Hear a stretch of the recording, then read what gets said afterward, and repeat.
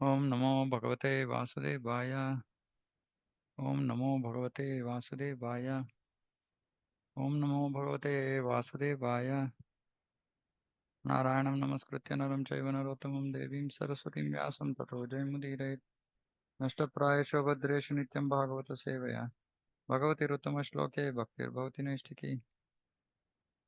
Om Agnanatimirandasya Gnananjana Shalakaya Chakshurunmilitam Yena Tasmai Shri Gurave Namaha. Namo Vishnupadaya Krishna Preshthaya Bhutale Srimate Bhakti Vedanta Swami Namine. नमस्ते सारस्वती देवे गौरवाणी प्रचारिणे निर्विशेष शून्यवादी पाश्चात्य देशतारिणे जय श्री कृष्ण चैतन्य प्रभु नित्यानंद श्री अद्वैत गदाधर शिवासादि गौर भक्तवृंद हरे Krishna Krishna Krishna Hare Hare Hare Ram Ram Ram Hare Hare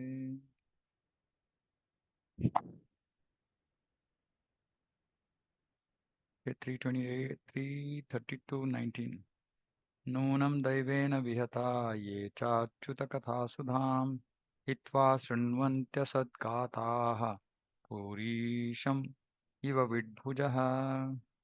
Such persons are condemned by the supreme order of the Lord. Because they are averse to the nectar of the activities of the Supreme Lord, they are compared to stool-eating hogs. They give up hearing the transcendental activities of the Lord and indulge in hearing the abominable activities of materialistic persons. So basically, they are talking about the Trivargikas, who are interested in Dharmartha Kama, not interested in the Supreme Lord. Everyone is addicted to hearing of the activities of another person, whether a politician or a rich man or an imaginary character whose activities are created in a novel. More than addicted to hearing, now looks like a lot of people are addicted to talking about other people. Hmm. So this is even more worse. There are so many nonsensical literature, stories, and books of speculative philosophy. Materialistic persons are really interested in reading such literature. But when they are presented with genuine books of knowledge like Bhagavatam, Bhagavad Gita, Vishnu Purana, or other scriptures of the world, such as the Bible and Quran, they are not interested. These persons are condemned by the supreme order as much as the hog is condemned. The hog is interested in eating stool. If the hog is offered some nice preparation made of condensed milk or ghee, he won't like it. He would prefer obnoxious, bad smelling stool, which he finds very relishable. Materialistic persons are considered condemned because they are interested in hellish activities and not in transcendental activities. The message of the Lord's activities is nectar, and besides that message, any information in which we may be interested is actually hellish. So, description like this, we might, it's very difficult to consume, right? Very hard hitting statements, but this is the reality, right? When we talk about a hog who would prefer obnoxious, bad smelling stool, which he seems finds very relishable, we might think that this is really obnoxious to even make this statement, right? But this is the reality of the material world. All of us are attracted to this obnoxious, bad smelling tool to different degrees, right? The materialists are completely attached to this, and they don't prefer they're interested in hellish activities, and very appropriately timed. I was reading from fifth canto, sixth canto, Yamaduta and Yamaraja. So those verses are verse 28, 29 that I posted on the group, chapter 6 canto, chapter 3. 6 canto, chapter 3, verse 28, 29. Please share that with as many people. Right? People don't know that they'll end up going to hell. For the way of life they're leading will lead them to hell. So here they're preferring this obnoxious path and then they will end up in suffering. What intelligent person would want to continue living life like that? So simply just forward to all your WhatsApp groups. Let it become spam. I was thinking, if you talk nicely, sweetly, people will not want to hear. Scare them. There's also one more way to wake people up. Different people will get motivated by different things. Maybe scaring people will also motivate them to come to bhakti. Because when I read that, I was like I felt very, I mean, really so sad. People will end up in hell without even knowing that the activities that they're doing will lead them to hell because they're not in knowledge. And we who are in knowledge, if we are keeping quiet, then who is going to tell them? So please forward that message to as many people as possible. Because somehow we have to wake up people. Jeev jago, jeev jago. And if we are interested in sense gratification, we should just remember our state is that of a hog, is just like that of a hog. We better develop activities, relish for Lord's activities, which is nectar. Mm. And hearing about other people, mundane people, talking about people, all this should be given up. It's just prajalpa. Should be given up. It might taste very good, very relishable, but it's just bad smelling stew.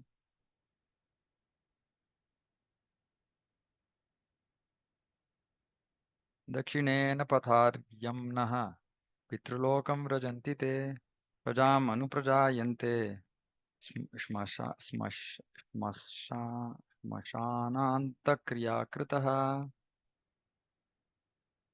Such materialistic persons are allowed to go to the planet called Pitruloka by the southern coast of the sun. Pitruloka is where Yamaraj resides. But they again come back to this planet and take birth in their own families, beginning again the same fruitive activities from birth to end of life. So, of course, here there is discussion about karma khandis who are actually following the path of Vedas. So they will get elevated to Pitruloka, which is a heavenly planet where Yamaraja resides. But then again, Kshine Punya Marte Lokam Vishanti. Again, after their merit is over, they again come back. Bhagavad Gita 9 chapter verse 21, it is stated that such persons elevated to the higher planetary systems. As soon as lifetimes of fruitive activity are finished, they return to this planet. And thus they go up and come down. Those who are elevated to the higher planets again come back into the same family for which they had too much attachment. So they will go to Pitruloka, they'll finish their time there, come back and take birth in their own families, for which they had too much attachment. They are born and the fruitive activities continue again until the end of life. There are different prescribed rituals from birth until end of life, and they're very much attached to such activities. So Bhagavatam even condemning those people who are just following karma kanda, which for majority of the people in this material world is unimaginable, and because most people are just engaged in vikarma. So even doing what seems very good from material viewpoint is being rejected by Bhagavatam, that it is useless. Mm. So the only path that Bhagavatam speaks about is pure devotional service, nothing else. Of course, mixed devotion is also given some leeway because at least by mixed devotion, somebody at least comes to Krishna or Vishnu.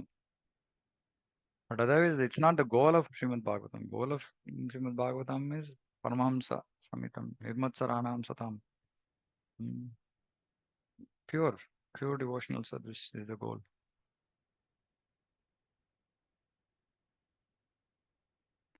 ततस्ते क्षीणसुकृताः पुनर्लोकम् इमं प्रति पतन्ति विवशा देवैः सद्यो विभ्रमशितोदयाः.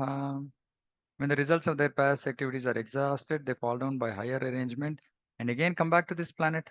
Just as any person raised to a high position sometimes all of a sudden falls. It is sometimes found that a person elevated to a very high position in government service falls down all of a sudden and no one can check him.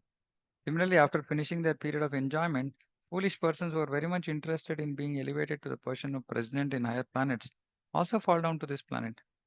A distinction between elevated person of a devotee and that of an ordinary person attracted to fruitive activities is that when a devotee is elevated to the spiritual kingdom, he never falls down, whereas an ordinary person falls. even if he is elevated to the highest planetary system, Brahmaloka. Is confirmed in Bhagavad Gita, Brahma Gunalokaha. That even if one is elevated to a higher planet, he has to come down again. Kshine Punya Martya Lokam Shanti.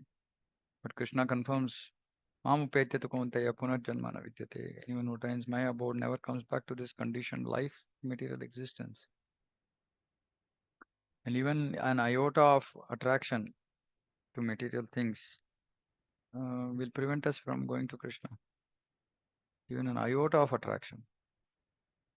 So just imagine where we are and where we have to end up before the end of this life.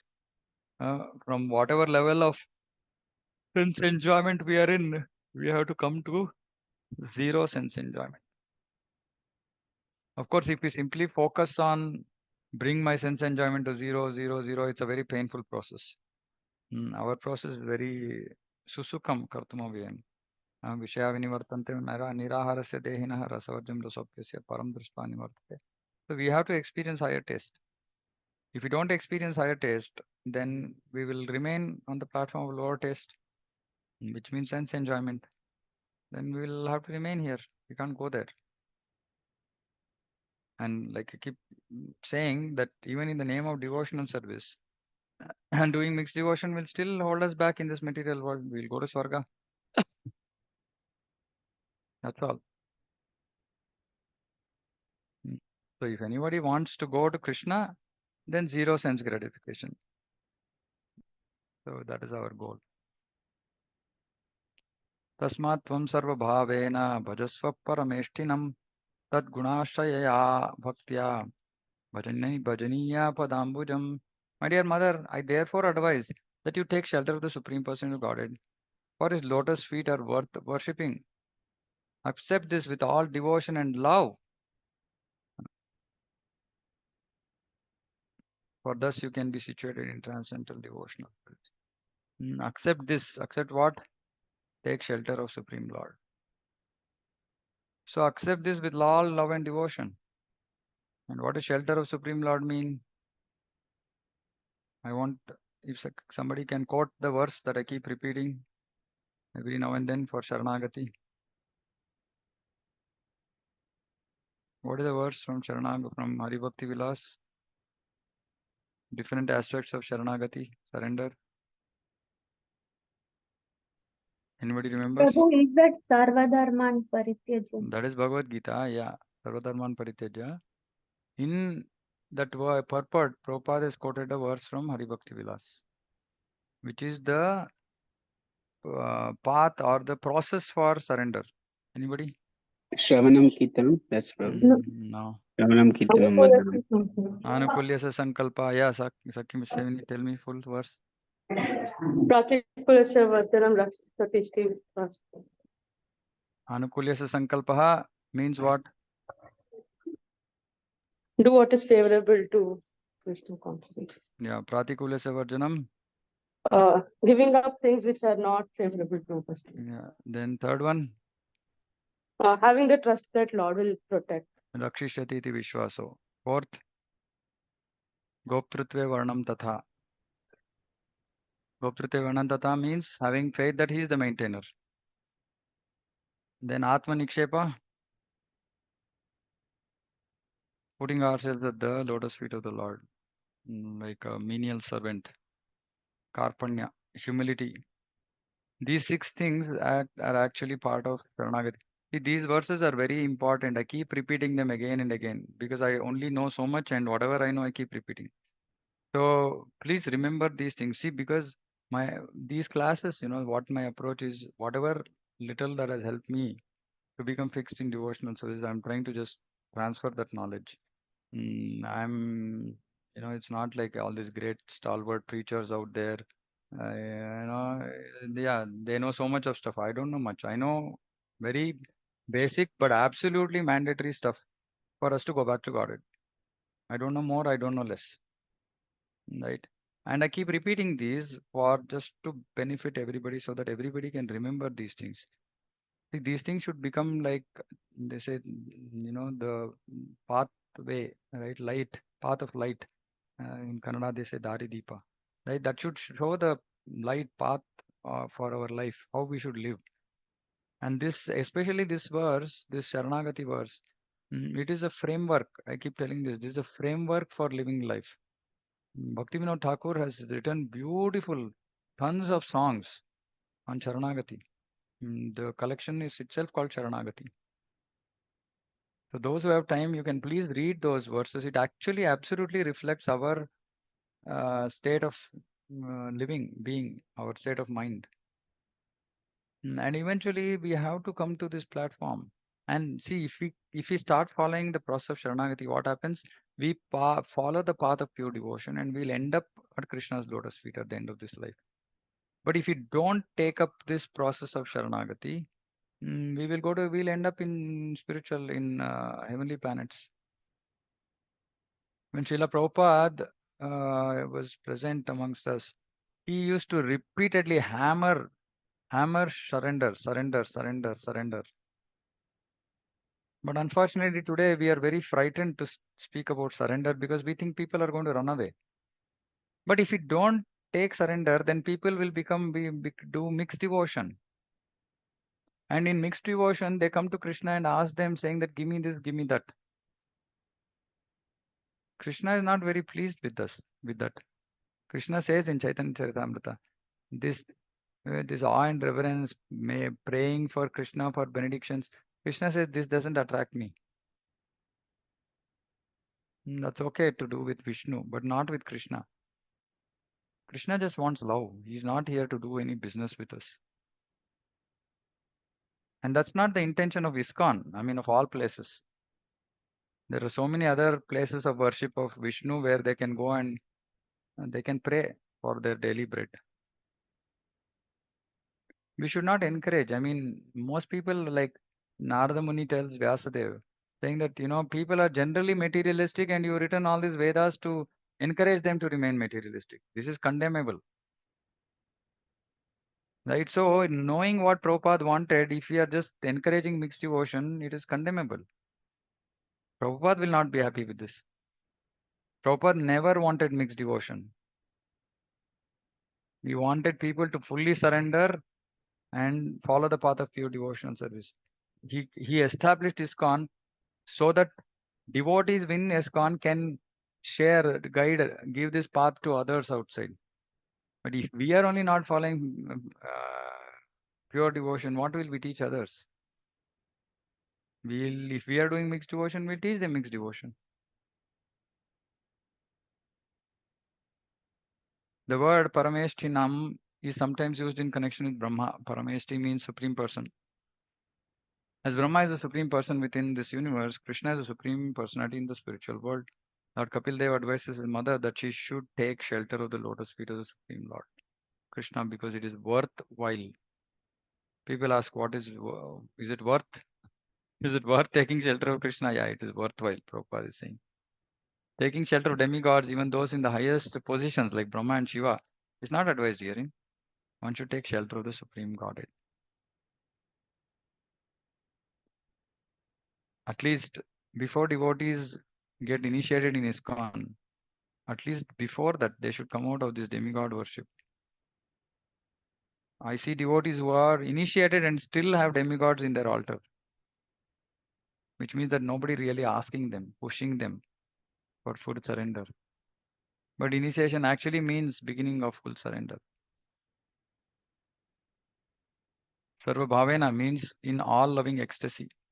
Bhava is a preliminary stage of elevation before the attainment of pure love of Godhead. What can you talk about Bhava when people are still engaged in demigod worship? Isn't it? It is stated in Bhagavad Gita, Buddha Bhava Samanvitaha. One who has attained the stage of Bhava can accept the lotus feet of Lord Krishna's worship. It is also advised here by Lord Kapila to his mother. Also significant in the verse is the phrase that Gunashraya Bhaktya. So in this book, Shuddha Bhakti Chintamani, His Holiness Shivram Maharaj is stating that mostly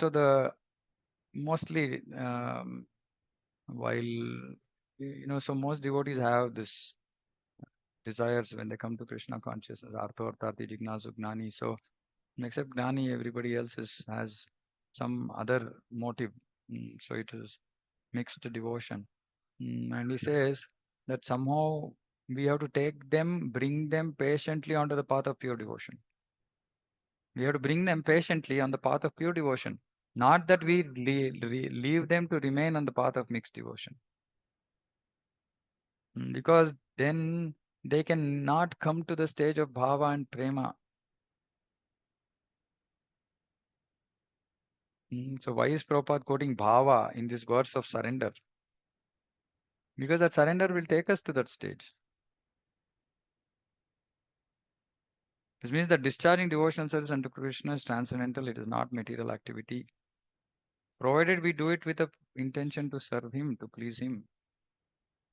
This is confirmed in Bhagavad Gita. Those who engage in devotion service are accepted to be situated in the spiritual kingdom.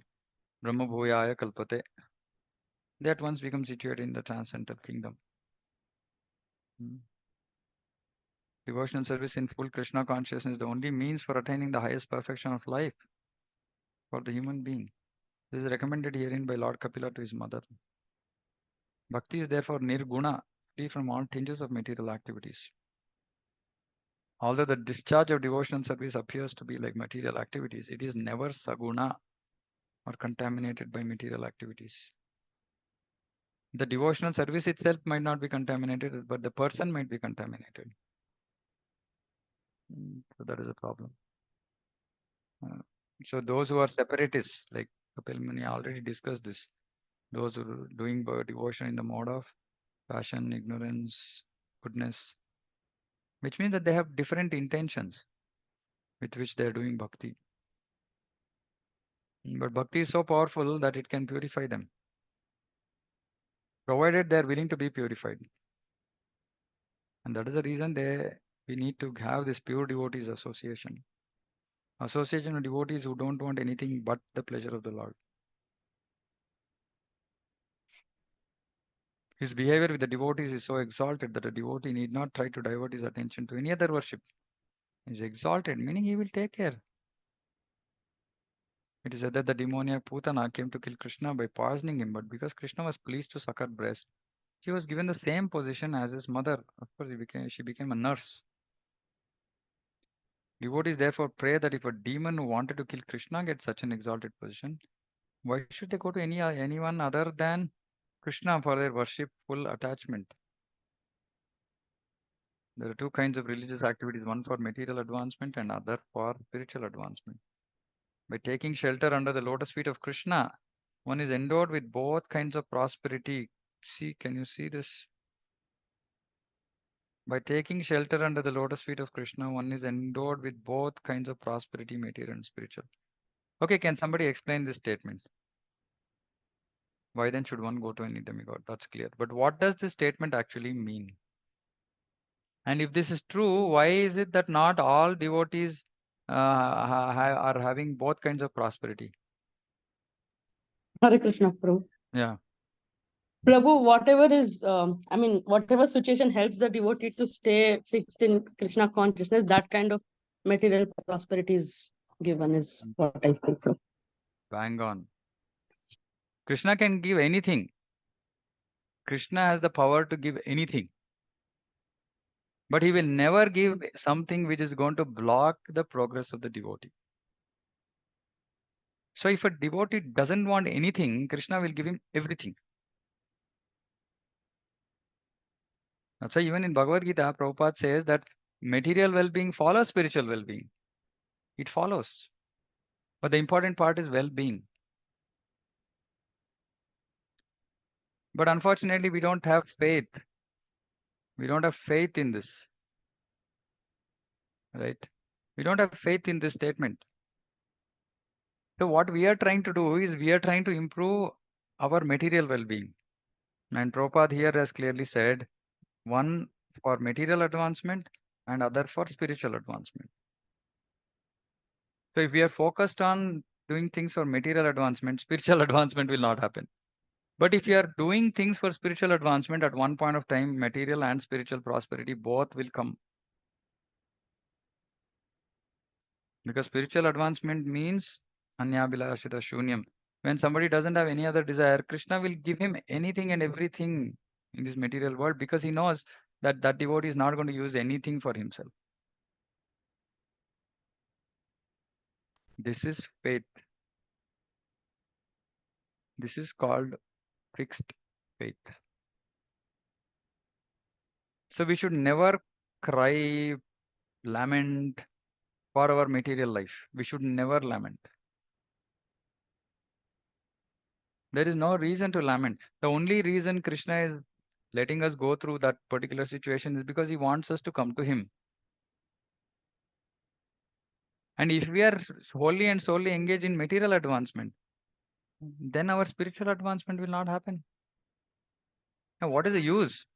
What is the use of this material advancement which will anyway go? Is it that Krishna has not given us enough for food, shelter, clothing? But we are just greedy about material things. But the same thing, if we divert towards Krishna, Krishna will anyway give us all that. When we reach a stage where we don't want it, we will reach a stage where we don't want this material prosperity. Krishna will say, no, take it. Whom did Krishna give material prosperity? Devotees from Bhagavatam. Dhruv Any Maharaj. example? Dhruv Maharaj, then another famous. Amrish Maharaj. No, Amrish Maharaj always had material prosperity. He was never attached to it. Sudama. Sudama. So Dhruv Maharaj, Sudama, they're all like classic examples. Dhruv Maharaj did not want, but Krishna said, no, take it. Right? Priyavrata, Maharaj Priyavrata, he wanted to give up everything. Krishna said, no, take it. You have to rule the world.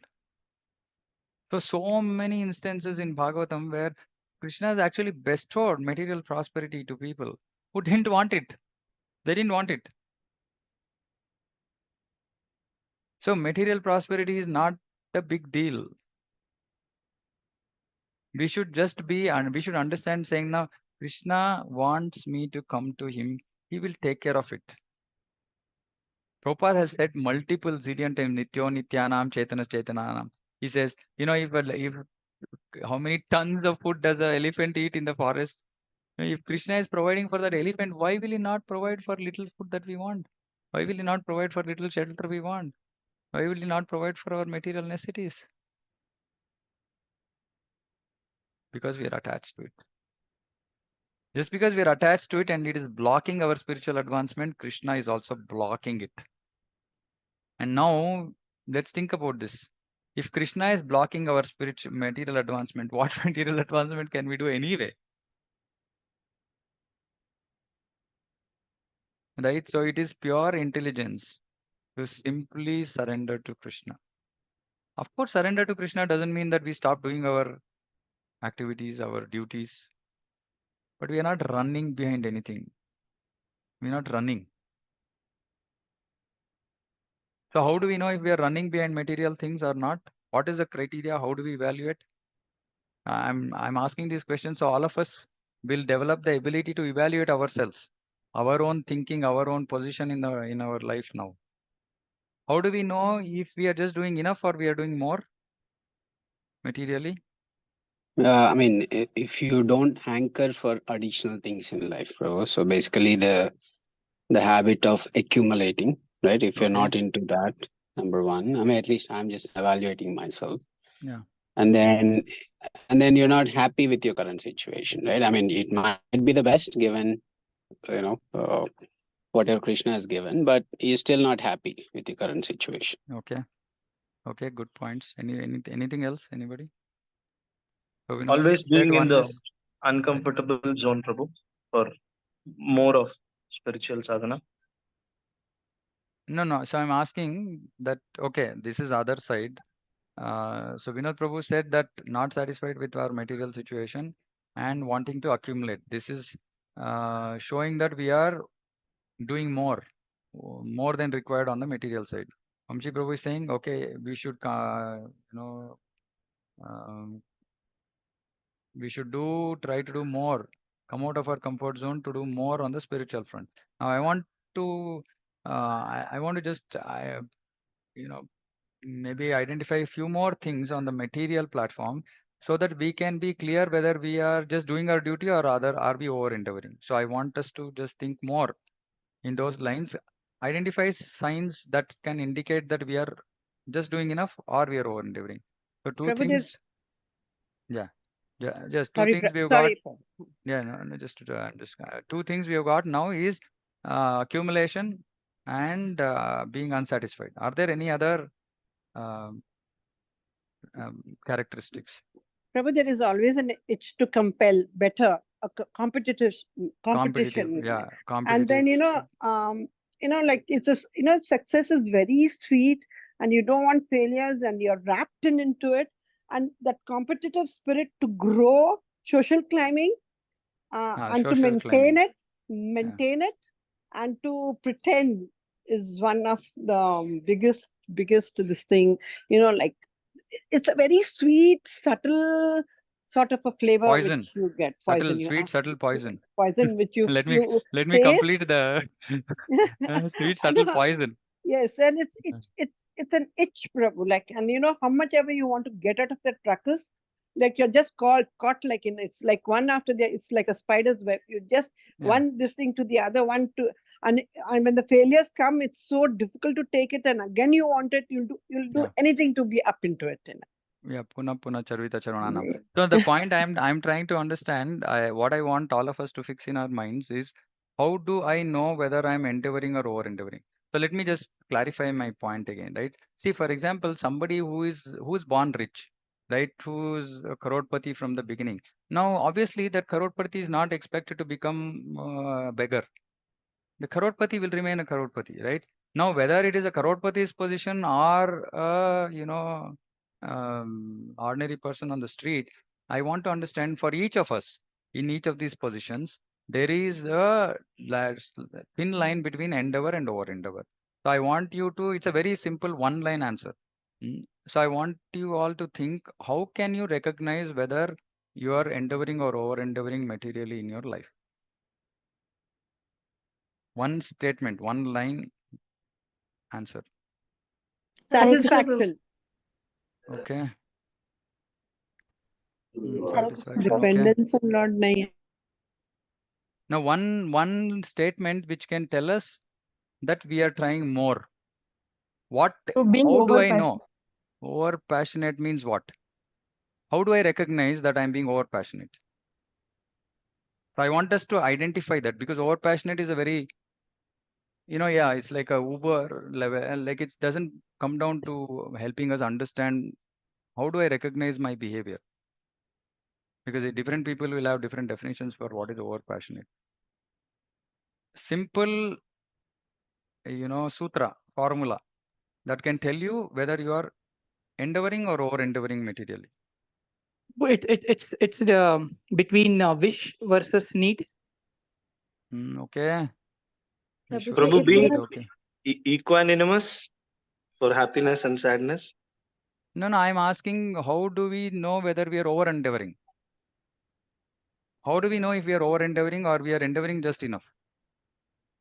Prabhuji, if we are working to keep our body and soul together, like that is again relative.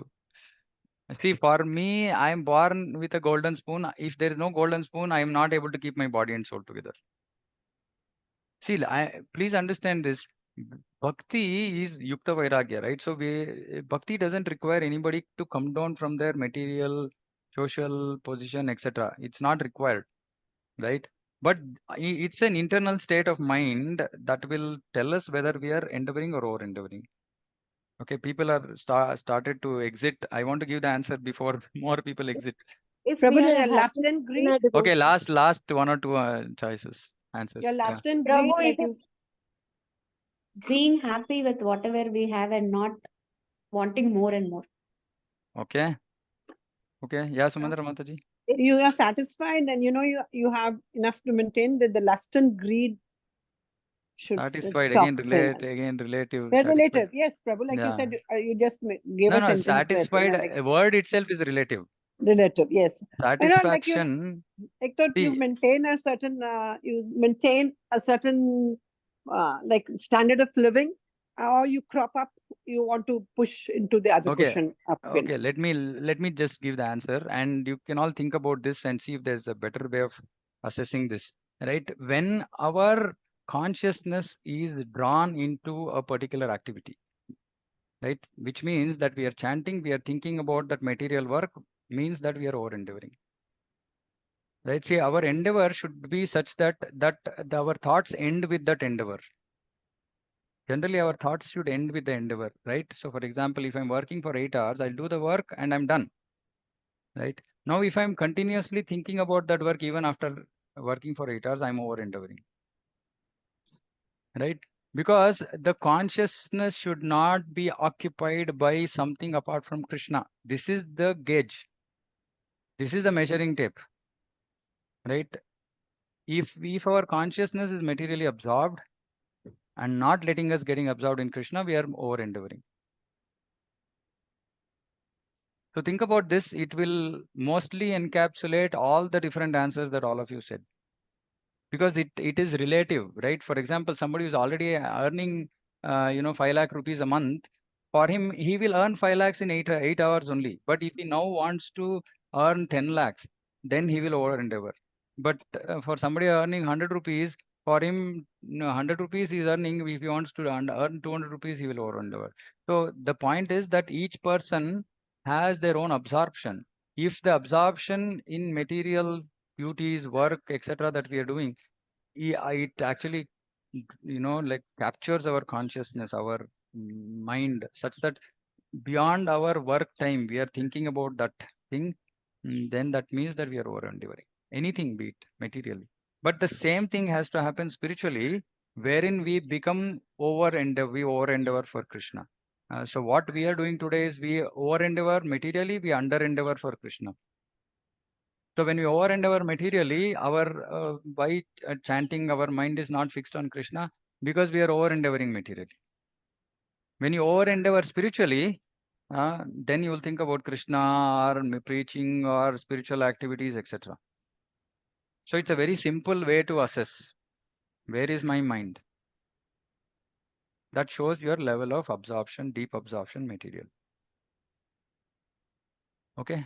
So, I mean, food for thought. It's not that, I mean, it's just my realization. It might not be the perfect answer, but this is how I have evaluated myself over the years. Where is my mind? What is my mind thinking when I'm chanting? Is a very simple way to say where we are endeavoring, in what area we are endeavoring. What I mean, and materially doesn't necessarily mean money only. Materially could mean, yeah, social position, relations, this, that, blah, blah, whatever it is, right? The whole uh, repertoire of stuff. Yeah, Vinod Prabhu. Okay, I guess if people are getting late, those who are getting late, you can leave. Yeah, others who want to continue the conversation, we can go on for some more time. No, that's fine, Prabhu. I mean, I agree in one sense. Yeah, it makes sense because when you chant, also the mind keeps pulling you in different directions, right?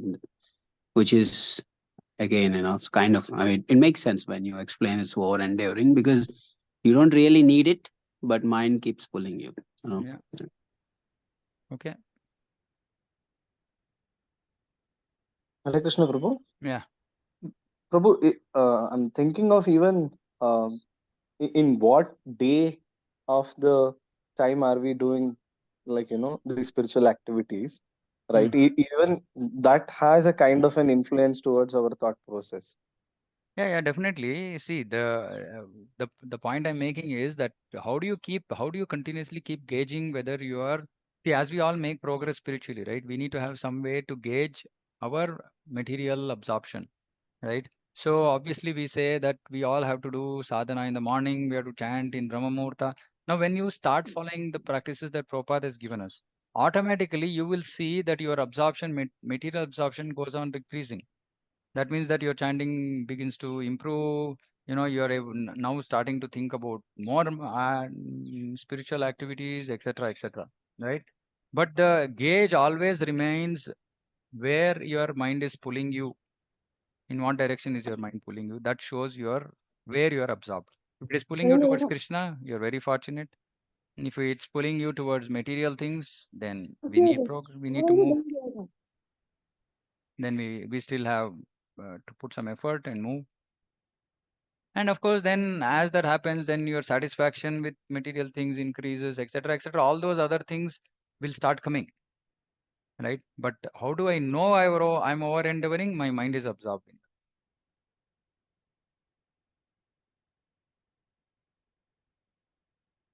in. Is that okay? Anything else? Understood, Prabhu. Yeah. Okay. Very useful verses, So, see, the way we have to read Bhagavad Gita, Bhagavatam, which is why I keep saying always with the practical application point of view. We are not reading any of this for knowledge sake. We are actually reading all this for practical application, and we have to keep thinking, saying that, okay, so it says Anukulyasa Sankalpa. Now, how do I, as a human being, bring this decision framework into my life? How do I put it into practice?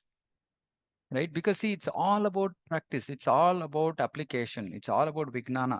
So if I just hear something and yeah, it was a great class. Okay, wonderful class. I'm so happy when I heard. But what is it that we took away from the class? Right? I know so many devotees who are like so enamored by great presentations, but really the question to be asked is, what have I taken away from the class? The speaker might be great, all the things that were spoken were great, but how do I really make use of it? That is where our individual progress will depend. So practically, whenever we read, we should always be on the lookout. How do I apply this in my life? How do I apply this in my life? So the way I do now is any decision that I'm taking, I've been doing this for many years now. Any decision that I have to take, automatically for me, this Sharanagati verse comes. Okay, is this favorable for Krishna consciousness? Is it not favorable? Is it showing my surrender to Krishna? Is it showing that I'm depending on him for maintenance? Is it a humble position? Have I put myself at his lotus feet? So all these things automatically come into my mind when I'm taking a decision. So I have no confusion about decision making because it's not my process. It's Shastra. It's the process surrender. So then we will never mostly go wrong with our decisions. So like this. So am I over endeavoring? Simple. If my mind is absorbed materially, I'm over endeavoring. So this way we can actually make progress. We can tweak our behavior, our thought process so that we can go towards pure devotion. Yeah, Rohini Mataji? Hare Krishna, Prabhu. Yeah, Hare Krishna. I want to know the sloka number of this one and also Yamaraja's book name of this one. Yamaraja, I told, no, 6th canto, 3rd chapter, 28, 29. I didn't check that. Okay. Thanks. Which verse And is this this? Sharanagati, Prabhu? That is 18.66, Bhagavad Gita. 18 point. Oh, okay. 6. Okay. Thank you, Prabhu. Okay, so we'll close here, I think. Yeah, Srimad Bhagavatam ki jai, Jagat Guru Srila Prabhupada ki jai, Vancha Kalpatarubhyascha Kripa Sindhu Pranam Bhavane Vaishnavebhyo Namo Namo Vrinda ki jai, Jagat Guru Srila Prabhupada ki jai. Hare Krishna. Hare Krishna, Prabhuji.